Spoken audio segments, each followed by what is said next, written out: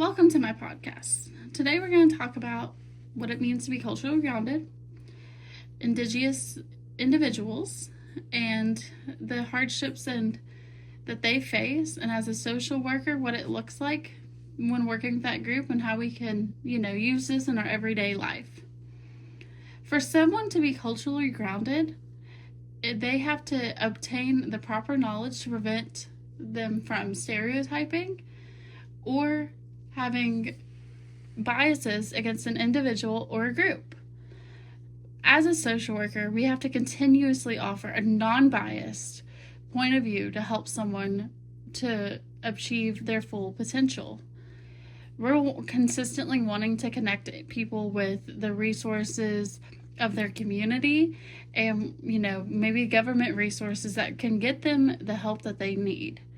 They have to be able to understand and to learn how to get out of situations that are hurting them as an individual. A lot of that can go into families, it can go into groups, it can also go into communities. We want to continuously improve all these environments to help people achieve the best. When working with families, we have to focus on relationships and the interactions of the individual within the family unit. A lot of things can be better understood when you see how people are treated or are treating others, especially when it's someone that they are with every day, and they have to understand different point of views, and maybe that's something as a social worker that you have to look and see. If you see families struggling with different hardships like alcohol, drug abuse, poverty, abuse, neglect, a lot of those things can be helped with whenever we can offer someone understanding and the adequate resources to improve their life. Becoming fully educated about cultures will also allow a social worker to properly address issues. There's a lot of cultural factors into families and how someone was raised. So that's something that, we have to be able to better understand and to help people. And that's also meaning that we have to stay up to date on current issues and seeing what's going on in the news. What is a new policy that a state put in that's now causing hardship on certain populations?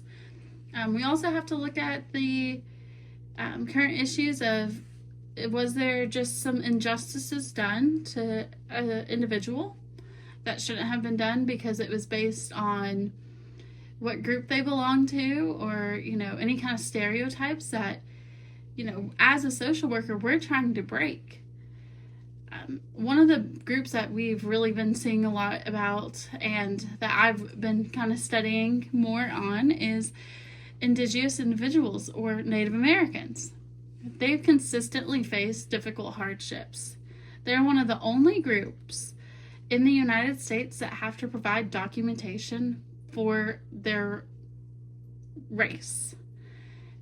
For a Native American, to get proper resources or different kind of, assistance, they have to have a card that states what percentage of Native American that they are.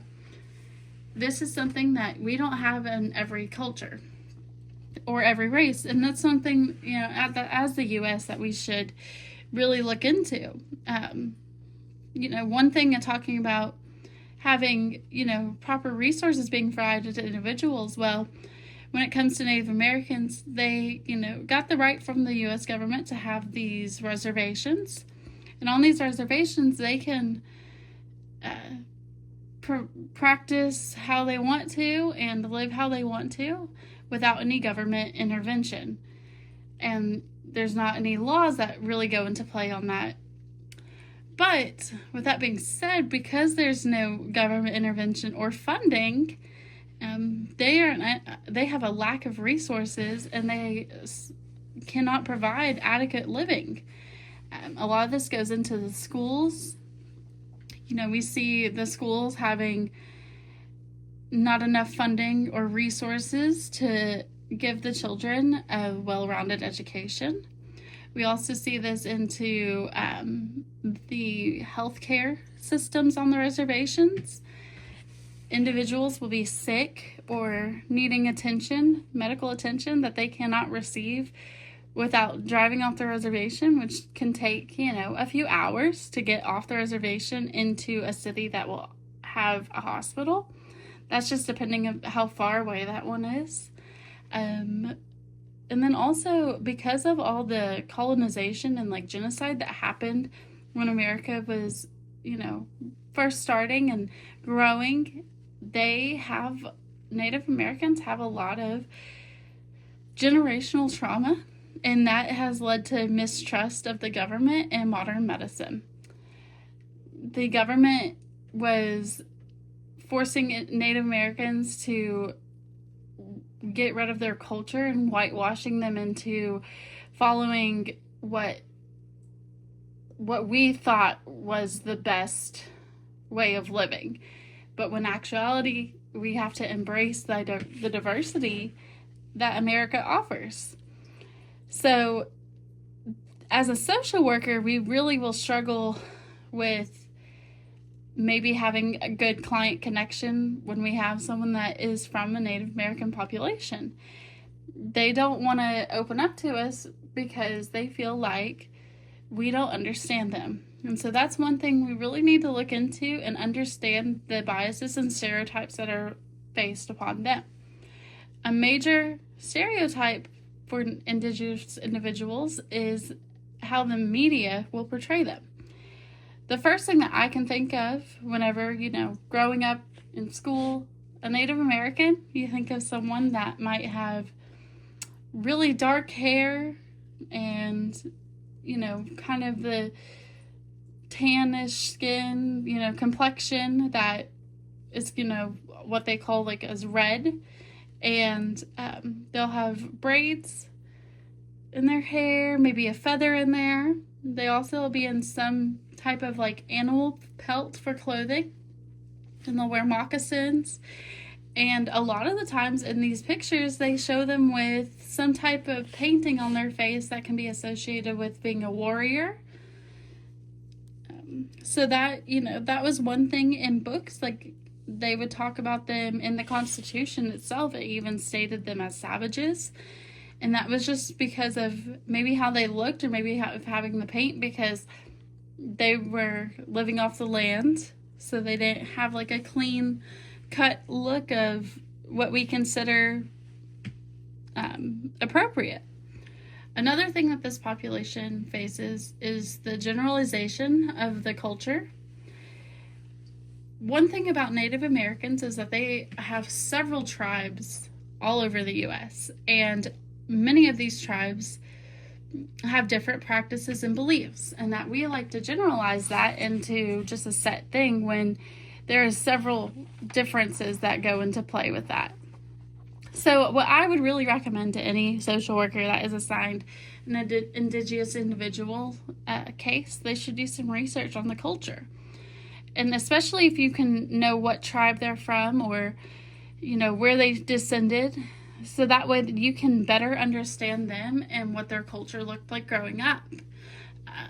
One of the largest barriers that we can face is not taking the time to really get to know the client and their extended family. That's one thing about Native Americans that they said that they don't like about our modern medicine, is that the doctors will not ask about extended family and, have that small talk. They just jump straight to business.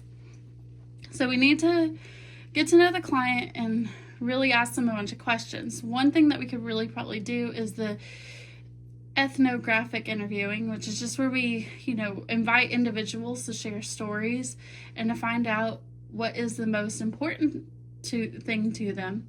And then also that's to really play into factor of knowing what is appropriate and inappropriate to talk about in their culture.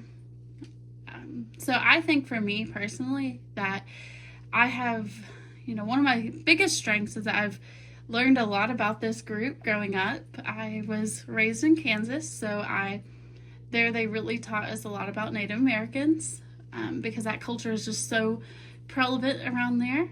And then also I would go on service trips to an Indian Nations university, and I would just be enriched with the history of that university and how it used to be a concentration camp for Native Americans, and I would get to learn about the culture themselves and the tribes that were around that area. And so I think that that was something that was really beneficial to me. But I do think that one of my growth areas is that I will have to allow myself to forget about the stereotypical images that come to mind when I first think about those individuals. And then also, because of a lot of the generations of Native Americans not necessarily being, taught their culture and their practices, that not everyone that is identified as Native American is as invested in their culture as I am. So I don't want to overwhelm someone with thinking that I'm only thinking about where they're coming from and their cultural background, but I do actually care about them as an individual and what their issues are, and what problems they may be facing. So I believe, no matter what group you work with, as a social worker, you need to do a bunch of background research, and you need to have correct and accurate knowledge about whatever culture that you might be working with. So I think together we can continue to help people into better communities, and by having all kinds of culturally grounded works and interventions that will really help an individual and a community. Thank you.